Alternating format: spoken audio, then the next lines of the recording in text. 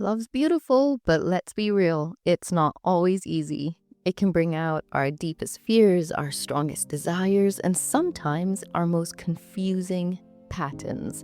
Welcome to Love Better, a space for honest, soul deep conversations about relationships, attachments, and what it really means to love and be loved.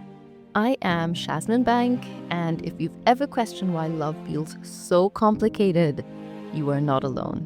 Let's unpack this together.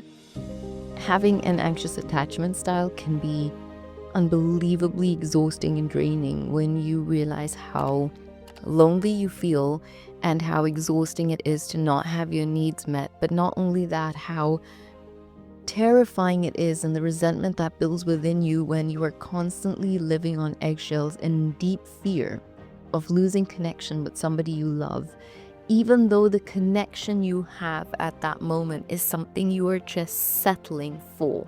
You are receiving the bare minimum in this relationship just so you could have connection. And anxiously attached people, I being one of them, truly understand how much we self-sacrifice, self-abandon, and lose interest in anything else other than that relationship, and the extent that you would go to hold on to connection with somebody.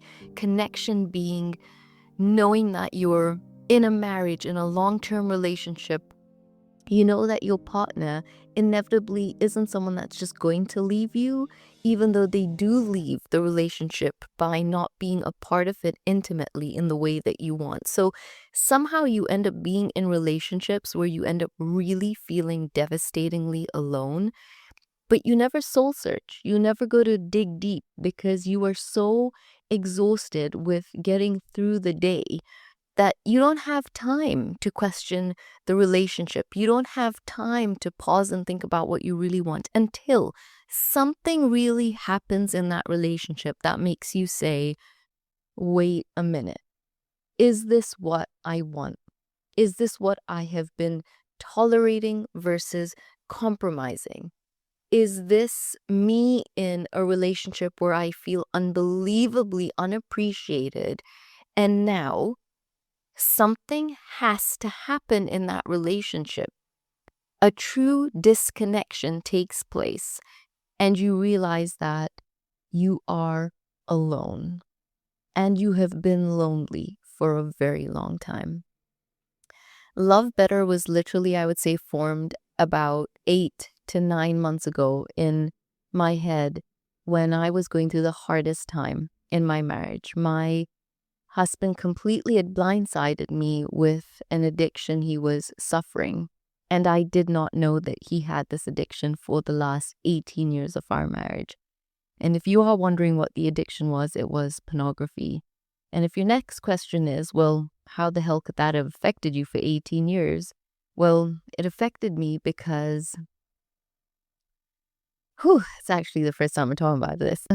It affected me because I had spent 18 years in a sexless relationship, chasing somebody to want to be with me and losing myself, and sometimes confused with my behavior, and sometimes questioning why I would do things the way I would when it was not aligned to my inner essence. Why would I scream, get angry, reach certain places of deep protest behavior when inside in my heart, I knew that my soul was connected to calmness, to the essence was softness and love and wanting to give.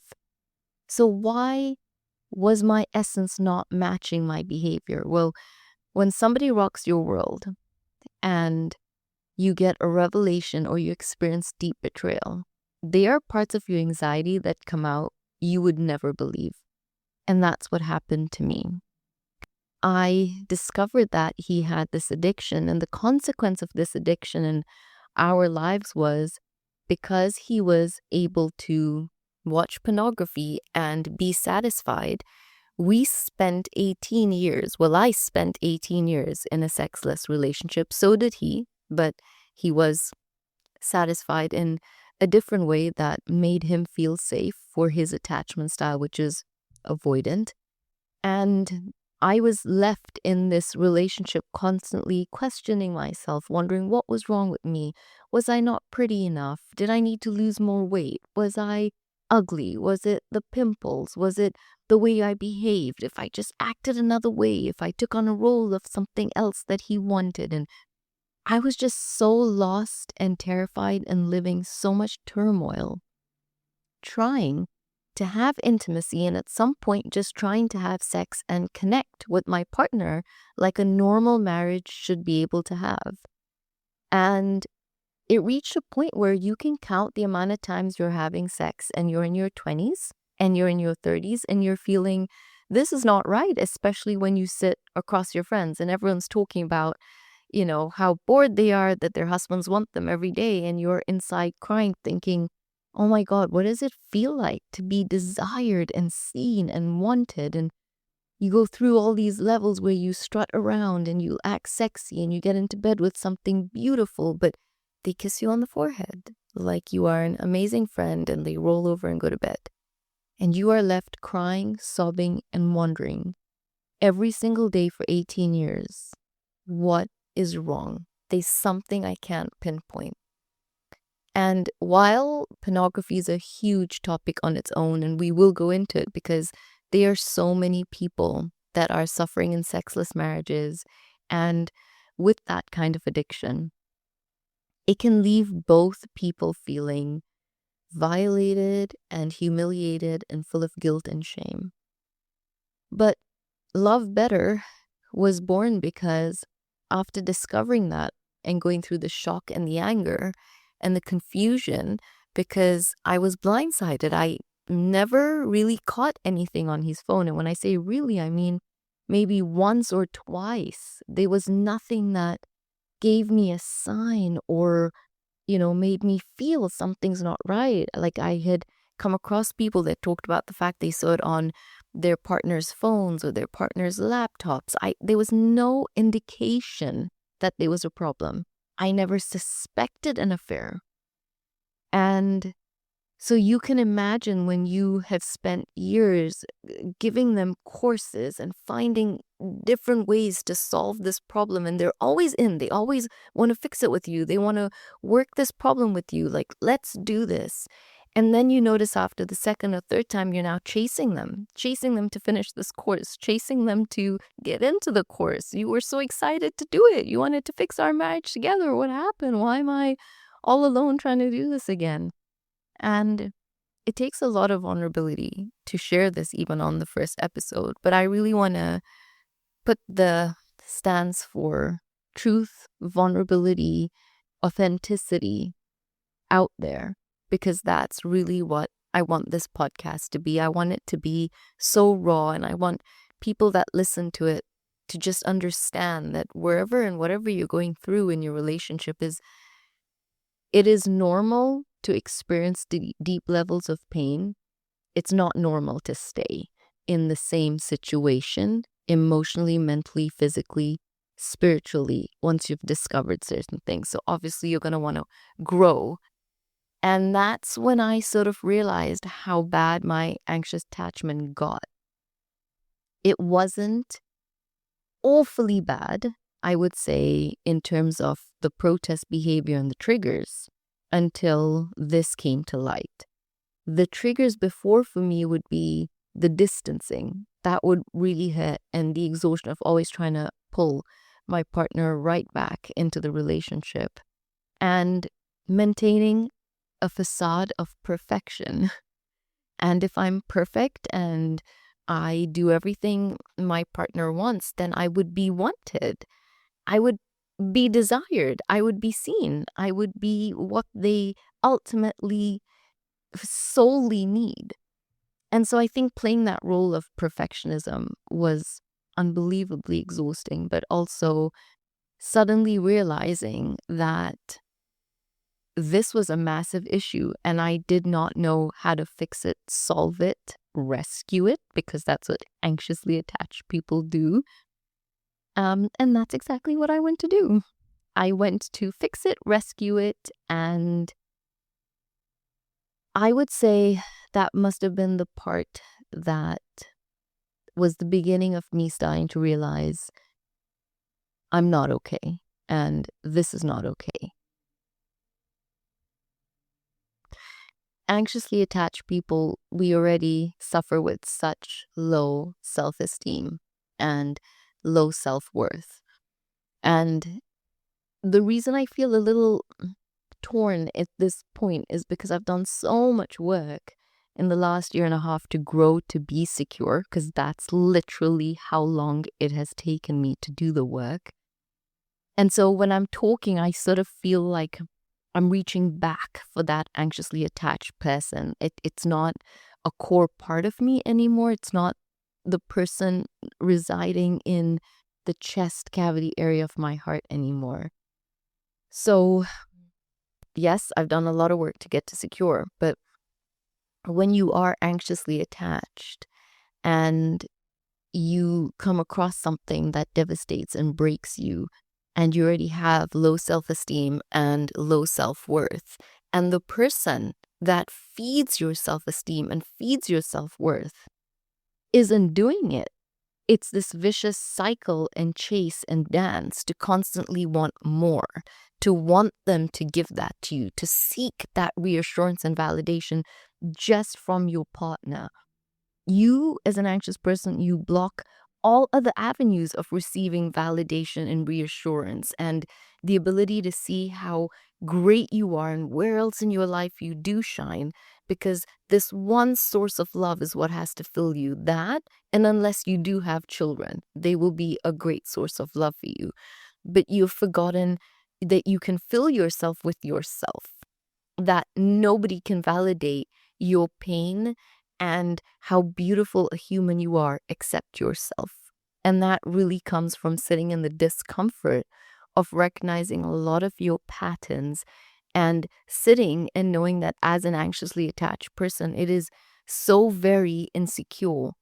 And how you live as an anxiously attached person leaves no room for your creativity, for you to want to get out there in the world and do more. And so when I discovered this really dark phase of my life, obviously I was in a place initially of anger, of shock, and far from handling it like a secure person. I was torn actually between sitting down and being mature and trying to get all the information out. And then the minute you get all this information, your nervous system is flooded and you fight and flight. And when you fight and you flight and avoidant, you are hoping that they are going to fight and flight towards you. But they don't, because very often as an anxiously attached person, you are going to probably protest in ways that don't leave you feeling so proud, but that's just the way your nervous system is wired at that point. And the avoidant person is just obviously sitting in this place realizing, I have hurt this person, I've let this person down, this was not my intention to do this, but this act, this secret for 18 years has now come out. And here in front of me, I can see my partner devastated and hurt. And obviously, the questions I had towards that level of betrayal were, but I used to ask you almost every 2 to 3 days if we could be intimate, if we could have sex, if you desired me, what was wrong. And it was not something in our marriage that was left quiet, for a month or 2 months or 3 months. And then I'd be like, oh, what's going on in our marriage? So naturally, the first questions I had were, when you were doing this, were you not thinking of me at all? Did it not hurt you that I was hurting? Did it never occur to you to stop? Did it not occur to you to want to just be with your wife? Like, why was I not enough? And I know I'm talking about this from the stance of someone having an addiction to the pornography, but this also is very much the case when there's betrayal with somebody physically, because that's the first thought for someone who's anxiously attached is, why was I not enough? Why did you need more? What was wrong with me that you had to look out? that you had to have that affair, that you had to cheat, that you had to be hooked on pornography? Why would you want that solo act as opposed to the beauty to be able to create music and magic with me in the bedroom? And working through that, this was about 2 years ago, and my avoidant partner absolutely went into shutdown mode and would not be able to handle the conversations, discuss them, or talk about anything because they just felt they didn't have the tools. And the easiest way was the harshest, which was, I don't have the ability to have this conversation, so we're not going to.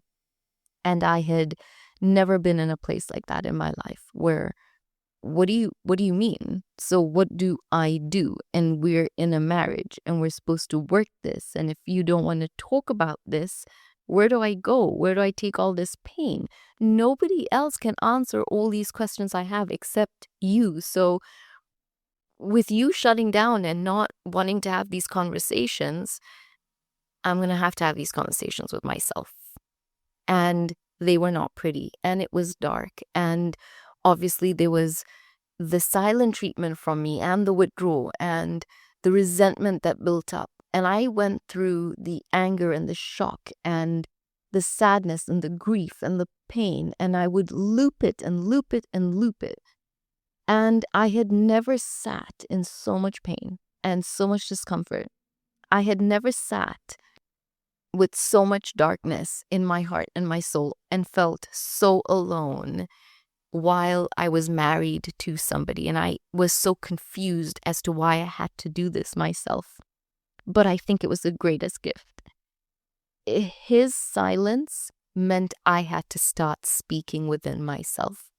His silence meant I needed to start talking to the different parts of my nervous system. His silence meant I needed to now awaken the quiet parts, the suppressed parts of me inside that were not happy about being suppressed and quiet. Where do you start? Where do you start healing, first of all, when your world's fallen apart? And if you are anxiously attached and you're listening, you fully understand that your entire world is a relationship. It's your whole partner. There's nothing more important. There's no other lifeline than your children and your partner. You're not overly driven as an obsessed, anxiously career person because there's all obviously that fear that if you focus on career, you're losing attachment and time with the avoidant partner. And the avoidant partner thrives and can do better without you around, and that doesn't leave you in such a great place. You rather be self-sacrificing of the things you love as well to be able to create a relationship, or sometimes also manipulate this relationship and control this relationship that you want so that you as an anxious person can feel safe. Fully get that. I really was on the same wavelength.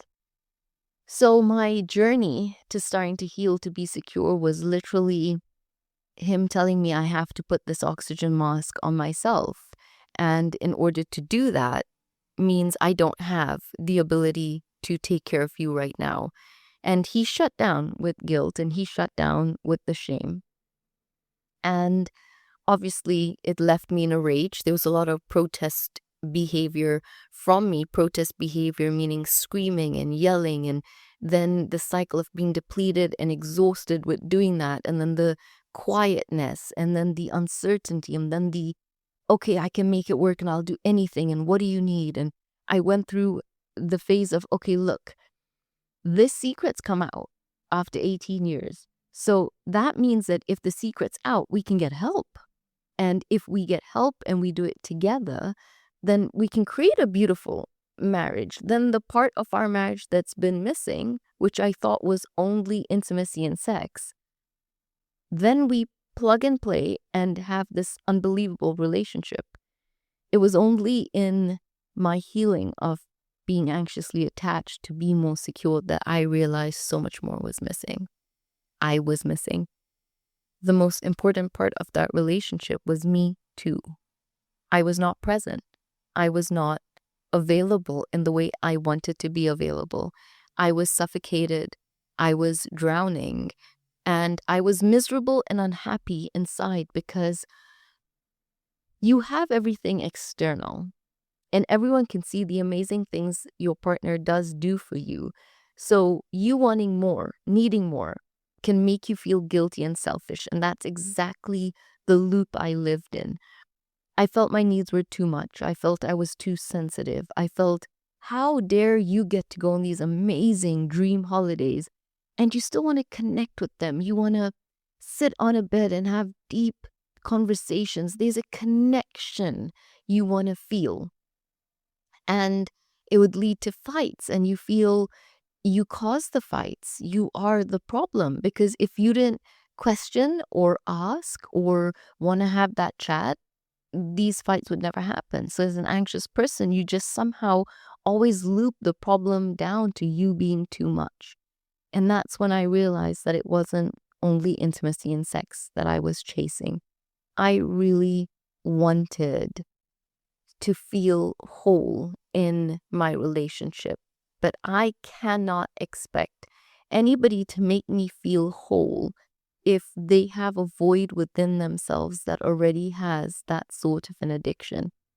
It took a lot in my healing journey for me to reach a point with my coach and work and different courses that I was doing to be able to feel and see that nothing that he was doing was from the evilness to hurt me. He was not trying every single day to put and instill this pain and this distance in our relationship. He's already distant from himself. So inevitably, there was going to be a distance between the two of us. And it took a lot of work to not villainize him. I mean, a lot of work. And I still struggle when I have pain and emotions and memories and triggers come up where, you know, it's hard to do the work and not put somebody as you wanted this and you knew, but you should have known better. I was always there crying. And it's very hard when you're healing to understand that somebody's pain that created this level of pain, they are in that depth of pain and voidness and numbness and shame and guilt and a loop of that. And so when they are torn and they are filled with having to deal with that themselves, you're very far down the line on trying to make sure you are a number one because they're not a number one in their life. Their values right now are not a number one. They're not aligned with what they truly want.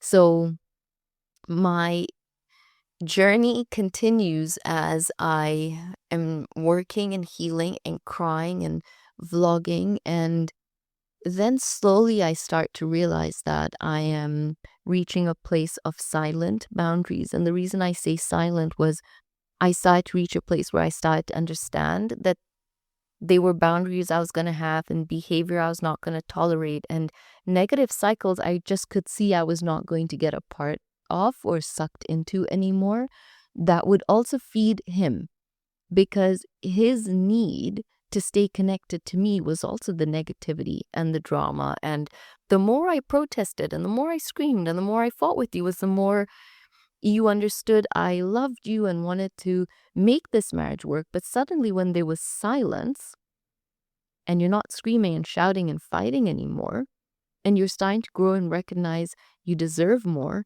and suddenly your self-worth and your self-esteem is fully dependent on yourself, then all of a sudden there's a gap in the relationship. And that gap is because you are no longer the sticky glue to the negativity. You are not the person filling the lack of connection in the relationship. You are not chasing them nonstop. You are not the person calling them. You're not the person saying, we need to talk. You're not the person saying, we need to do this course. We need to read this book. We should watch this YouTube. There was this amazing podcast that came out, and always silently hoping that if they could just get this one point, then we would be okay. Then we would have this progress. And a lot of times, sometimes the avoidant people genuinely do. They get that point. But sometimes they just don't know how to also take that further. Their nervous system, their psyche, their way that they grew up is not built to take emotion and create more emotion. They know how to feel emotion and be terrified of it and naturally distance themselves. And when they are not conscious of that, it is so normal for them. And so they are left so confused when we are trying to seek more connection, because they try to give you connection in their ways, in the ways that keep them safe, which is always at an arm's length. So with an avoidant, they naturally will always come to you for love when they are feeling depleted and low. And as an anxious person, you feel, oh, here I am, so ready to give all this love because it's full inside of me, and now I'm needed, now I'm wanted, now my purpose, that's my purpose, is when you need, I give. And then suddenly you realize when they're full and they walk away, you're depleted and you're thinking, hello, and me. And now you're thinking, okay, now because they're full and they're in a great mood and the day's going so well, and you ask to have your needs or you to be seen or the things you want to happen, it could rock the boat. And rocking the boat has always proved or proven to lead that relationship down into turmoil. And somehow you equate that you are the problem to that. Whereas it's both of you creating that. And it takes one person to start healing to say no more. No more of this turmoil. No more of this cycle. For someone to recognize that I can see it. I can see where I'm going to get triggered. I can see how I would have reacted. And it's milliseconds before you would blow up. And now you can take a moment.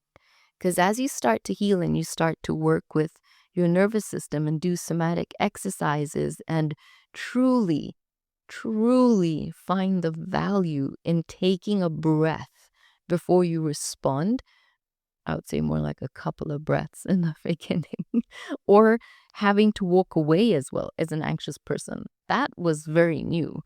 Walk away, calm down, cry it out on your own. This is all disconnection from your partner. That's what I was experiencing.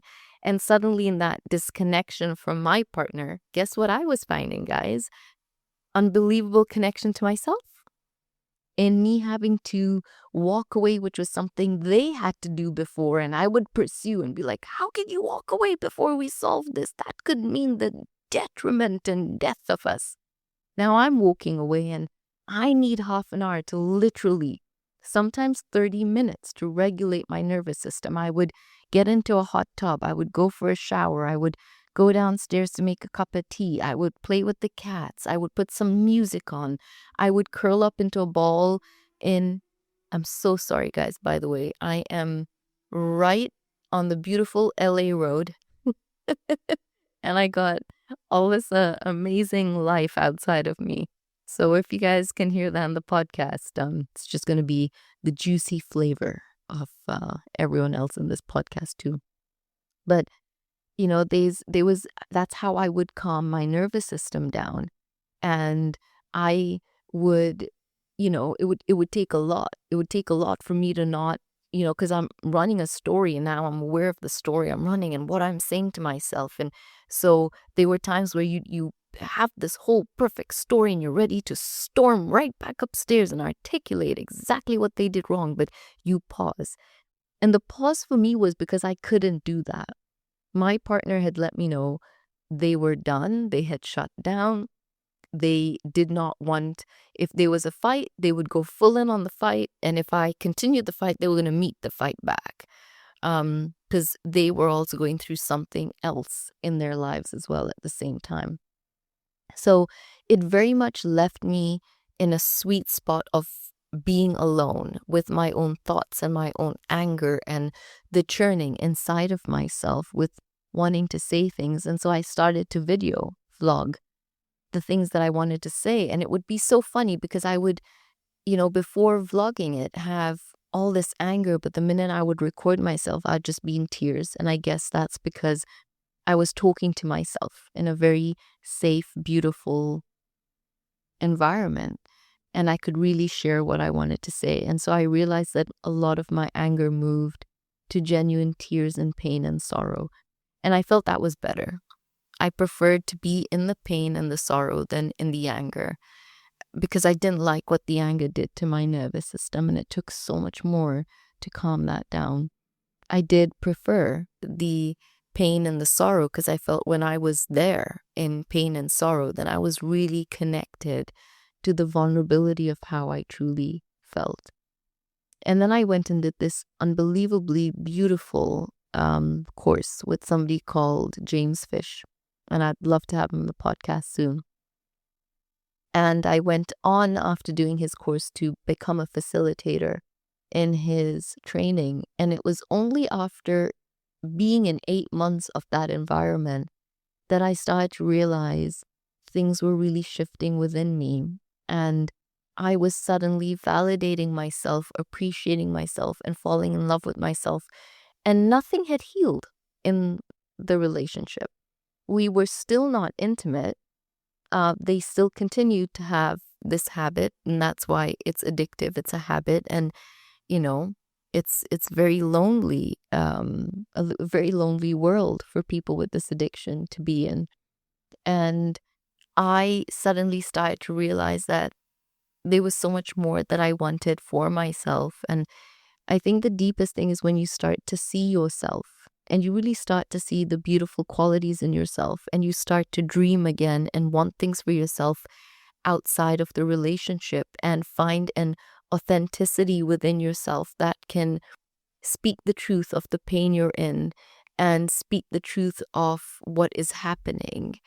It leaves you very free.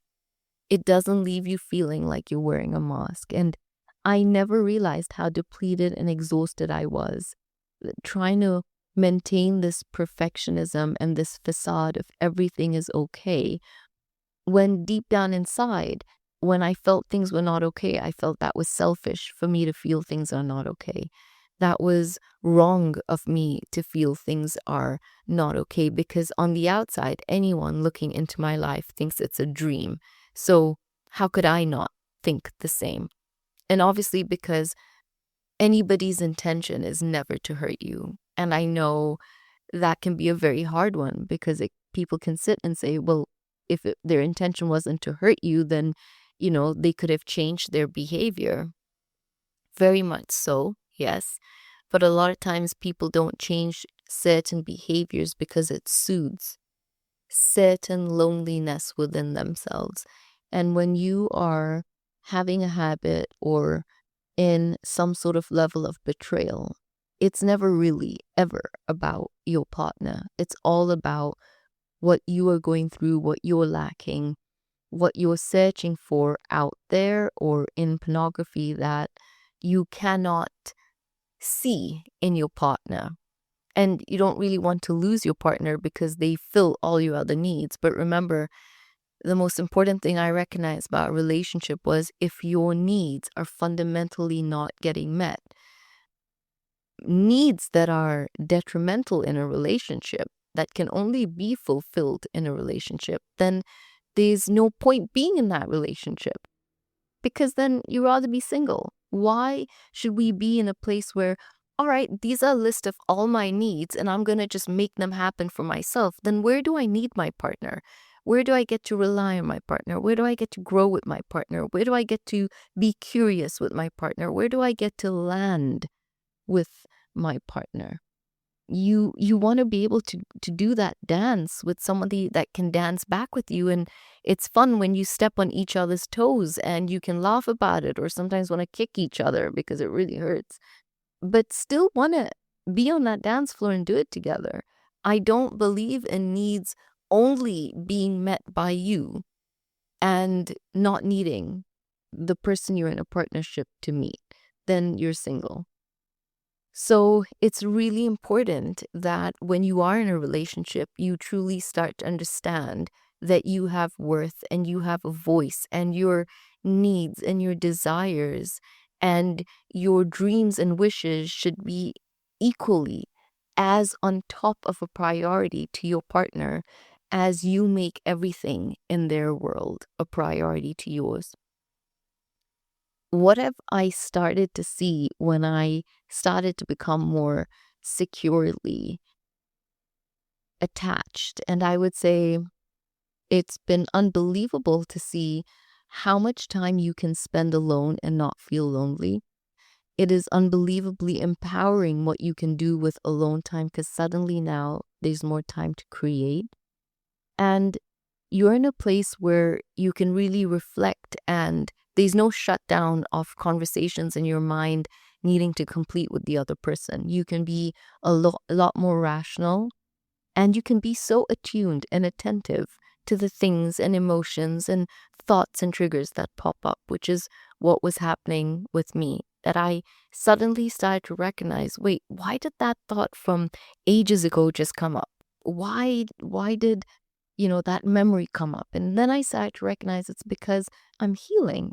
And the more I'm healing, the more room I'm creating for something else that's stored in my body to feel safe, to just float up and say, could you deal with me too? Could you give me some attention? Could you put some love on this memory? Could you blow in a lesson so that I'm not trapped in your body dark, but I can be released out as beautiful energy? And so I'm now in this space where, it's not the easiest space, because it feels very much like a separation from them. And the funny thing is, someone who is anxiously attached, and I can still see very much that is my baseline, and those are my triggers. And when they come up, they come up. I don't feel when you heal to be someone secure, things will never affect you. And when they do, it's just now you're in a place where you don't have the old anxiously attached tools that you're dealing with those. You have more breath and room and secure love to handle some of those situations. I think the most important thing when you're healing from anxious to secure is to give yourself grace. And I think the grace I had to give myself was when I would get triggered or sometimes shout or sometimes yell or sometimes so much pain would come out as anger, would be to say that that was okay, that I didn't fail, that I haven't lost my secure journey, that something isn't fundamentally wrong with me. I stopped putting myself down. I started to recognize that there was a bubble and something was building up within me. And now I need to pay attention when I'm starting to feel the tension in my body, or I'm starting to recognize that that's coming up for me. So in a nutshell, I guess I wanted to share very vulnerably, while respecting somebody else that is dealing with that kind of an addiction and not wanting to put them down or, go into too much detail about it. But the main thing is when I look back at myself over a year and a half ago, I really want to run and I want to hug that person. And I really want to tell her that she's going to be okay. I think the biggest thing that came out of this for me was healing my inner child and, tucking her warmly into my heart. And I feel so proud of the fact that finally, at 38, my inner child understood she was reparented by me. I was present. I was there for her. I now know what she needs. And I was here to give it to her in the way that she wants to be loved. And I can provide that secure sense of stability for my inner child to know I'm here and I got you. And now when I say I got you, you best believe I got you. No one's hurting you. No one's going to walk over you because we are going to do this together. We're a team.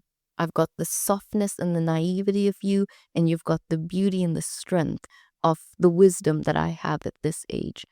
So that was something that was unbelievably beautiful that came out of all of this. But I think the most important thing, I just wanted to start with an introductory why love better was because I actually had to just love me better first. And I think when you start to love yourself better and you start to see how valuable you are and truly what you deserve, and truly that you are not too much and you are not too needy and you are not clingy, that you can start to create from a very secure place, asking for what you want and feeling very much like there's room for you too. There's room for your voice. You don't have to elbow yourself for any attention anymore. Your presence really shows up from a very, very, very beautiful place. So this is just literally the introduction to the first episode. And for the next episodes, we're going to look into attachment styles, and we're going to dive deep into the anxious avoidant traps. And we're going to look at so many more amazing topics. But I would also really love to connect with this community. I want to do topics that you guys DM me on Instagram at Shazmin Bank. And I want to know, what topics do you want me to talk about? What questions do you have that I can even answer during my podcast? Because this whole podcast is dedicated to you. It's not just about me getting onto a mic and talking. It's about me being here in the best way that I can to serve what you need. So I hope that this is the first episode that you just connected to and might have been able to just reflect on your own life and certain things that maybe as an anxious attached person you've been doing, and maybe it gives you a chance to be able to reflect and think about, it's time that I start to heal my attachment style, and I can now see where I was losing my voice and myself to be in the current relationship that I am in, and the disservice to the people around me that I love in not being my authentic, full, present, beautiful, sparky self, the self that is regulated and shows up regulated, and people can feel safe in the environment and safe in my presence, and know that I will not misuse the power of being able to feel secure, but create room for people around me as well to be able to grow. And I am just so happy to be able to get this first episode out. Love Better is about being able to love your inner child better, love yourself better, and then ultimately build better connections with everyone around you so you can love them better. Thank you for spending this time with me on Love Better. If this episode resonated with you, share it with someone who could use a little more love today. Don't forget to subscribe so we can keep growing together. You can find me on your socials, Instagram at Shazmin Bank, TikTok at Shazmin_bank. And I'd love to hear your thoughts and really connect with you more. Until next time, take care of your heart, and remember, you are worthy of love that truly feels like home.